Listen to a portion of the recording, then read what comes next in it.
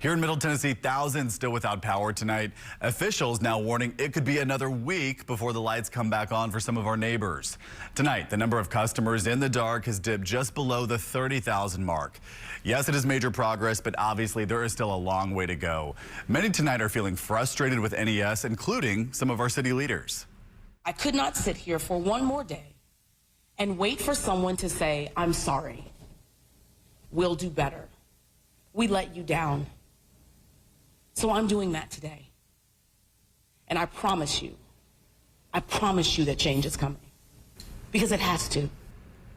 Councilmember Joyce Dials not holding back today. She apologized for NES's handling of the recent power outages, calling the utilities' response a national embarrassment. Stiles says she has reached out to state officials requesting an audit of NES's policies, procedures, and whether or not those guidelines were actually followed during the storm. And all new tonight, Mayor Freddie O'Connell releasing this statement saying he met with NES leaders to get more information on why it's taking so long to get these lights back on.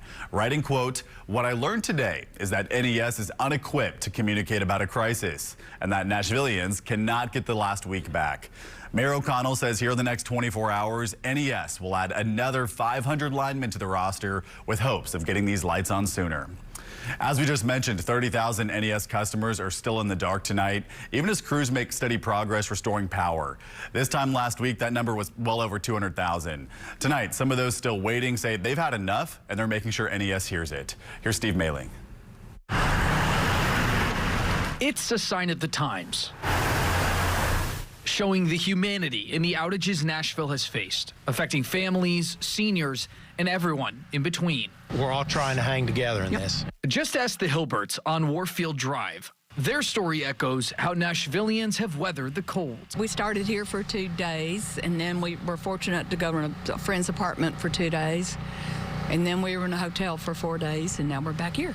The Nashville natives rely now on their fireplace. Just keep bringing in firewood. Nope. And now we have plenty of it. And about 15 minutes away, the power's on. There is water.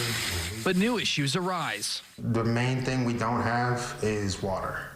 Our water was shut down due to pipes bursting. Louis Crespo's apartment is warm now, but for the 6 days he was without power, a different story. So the day we left, it was about maybe 9 degrees. It's 13 degrees outside, and in here it could be a few degrees less. There was no way we could survive that, without electricity. Louis says the main thing that lacked, communication, which he says hasn't been much from property management, and something city leaders feel that NES has missed the mark on.